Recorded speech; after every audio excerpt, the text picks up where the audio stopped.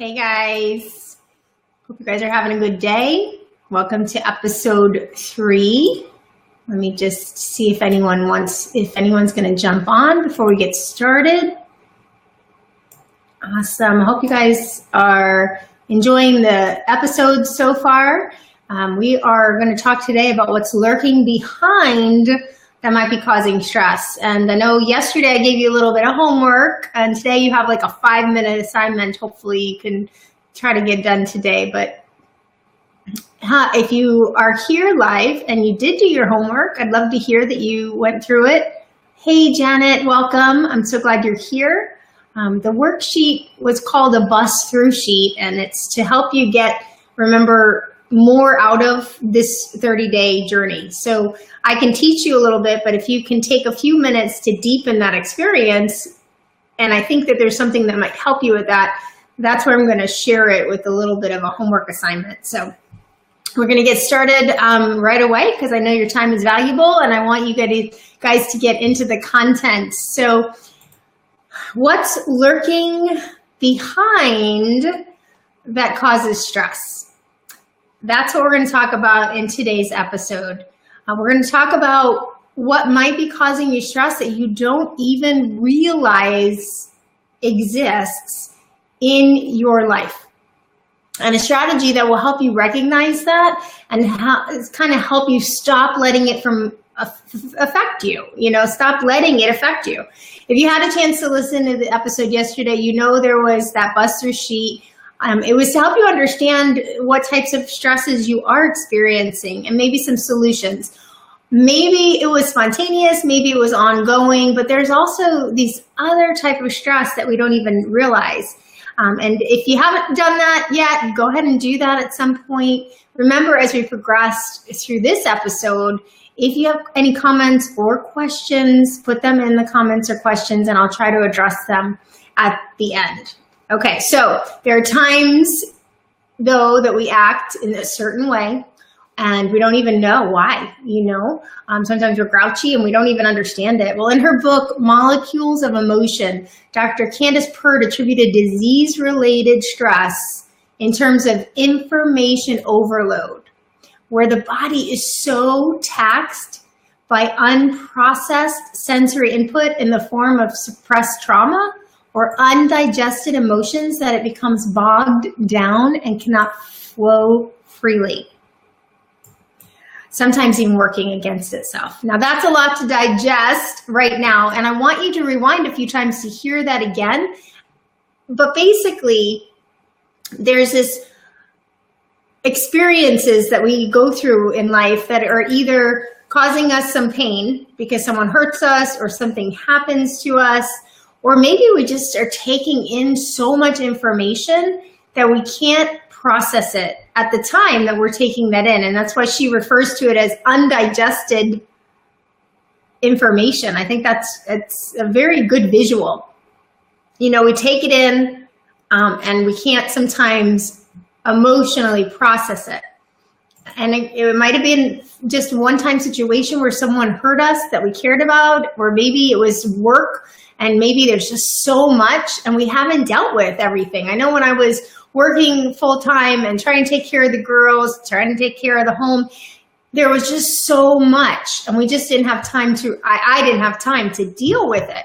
So sometimes things lie underneath and they stay in the background, creeping up occasionally in our actions and holding back our body's ability to flow freely because it's kind of stuck in there, stuck in our emotions. Remember the stress response our body has to situations that we perceive as pressure? Well, over time of this constant overload of undigested feelings, our body systems such as blood flow, immunity, digestion, and elimination, they collapse to just doing a few simple jobs so that it can focus on the situation that we think we're in. This is why stress has this long-term effect on our health, because our body's systems kind of go into this reserve. Instead of the jobs it is supposed to do to keep us alive and healthy, it reserves so that it can go into fight or flight mode. It's enough to deal with spontaneous or ongoing stresses that we kind of know about, but imagine this mix of long buried thoughts and emotions that we haven't dealt with. The body will subconsciously engage us in that emotion at times, causing the same stress response. So not only do we have to work at eliminating current stresses, we have to explore what might be causing stress from the past to see if it's still triggering this pressure feeling in our thoughts, our actions, and our words with others. I'll give you an example that's pretty personal, but I came up with it while I was using meditation. And we'll talk about that strategy in depth in a later episode. We're going to get a little bit more into it by the end of the week. But basically, it's taking time to be quiet, quieting the mind. You can use the quiet time to address things or to retrain the mind to trust that life's going to unfold without you being the prime mover and shaker leading the way. This is not easy to do for us movers and shakers because we feel like we have to be in charge. So just sitting in quiet is hard to do sometimes. It can be very helpful in leading us to a stressless life when we can control our thoughts and we can control our mind in just even those few minutes of meditation. And I actually watched an episode of Dr. Ken, and I'm going to try to record it and share it on the page because it was hilarious. It's exactly what happens when I go into meditation. I'm just sitting there and this thought comes in, this thought comes in. But it was funny, and I'm going to put it in the Facebook group just for fun after I get it recorded on my phone. It'll be one of those makeshift recordings. But in my example today, I will say that sometimes, or to be more honest, most of the time, I felt like I had to do more, be more to keep Bernie happy. Very personal, but I wanted to share it because it really fits with today's message. Very silly now because after 33 years together, I know that I know he is devoted to me, he loves me, he accepts me for me, but for years, this perceived pressure would creep in out of nowhere. I would question his motives. I would question if he really loved me. I would question if I was good enough to keep him not looking elsewhere. Those deep feelings would surface in our interactions and cause stress from time to time in our relationship. It was years of this crazy, stupid behavior cycle that I finally realized during a meditation session that it stemmed from a long time memory that was buried, that I didn't even realize. I was about 17 and Bernie was 22, okay? We had been dating about a year and had an argument. He ended up at some club, and as I drove to try to find him to check up on what he was doing, I saw him kissing his old girlfriend in the back of a car. Now, remember how bad my memory is. I have a bad memory. I can't even remember yesterday's lunch, but I didn't even realize that I remembered that situation. It was in my subconscious, and it was creeping up into conversations and assumptions that I had for years. He called me that night trying to tell me how much he cared about me, and he didn't even know I saw him. I knew it meant nothing. Okay, and it was not going to define us, but for years, and I mean years later, the feelings that I had in that moment of seeing that would show up in different ways that caused me stress. I was 17 and Bernie was only 22. That was such a young, immature time, but yet it affected my confidence for years.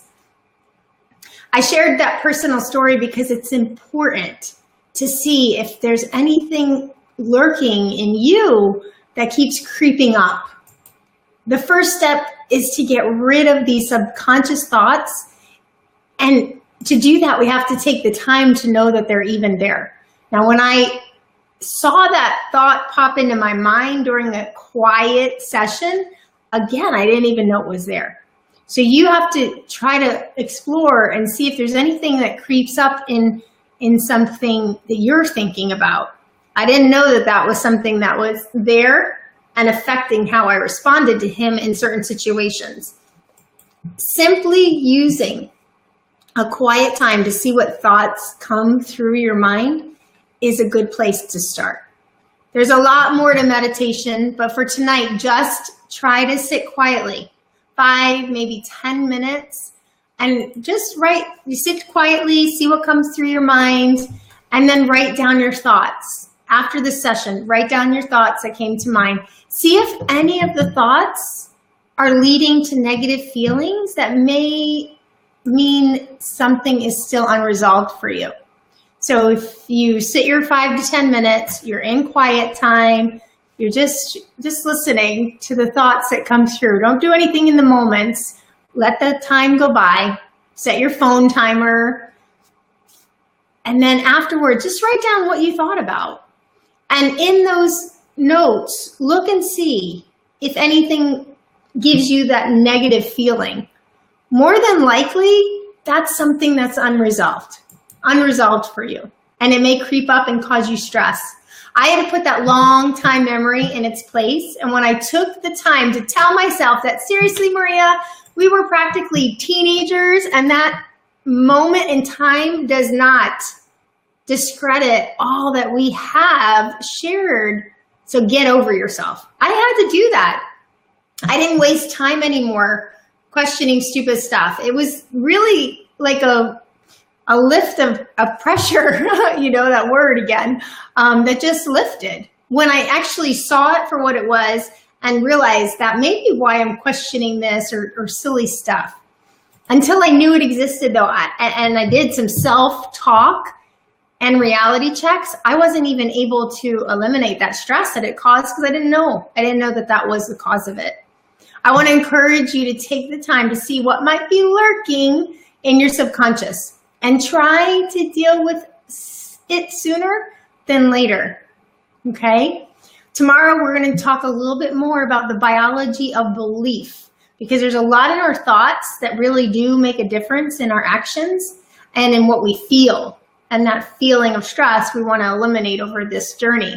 So we're going to talk a little bit more about that, and then we're going to get into meditation strategies on Friday. So let's see, is there any comments or anybody here that has a question today?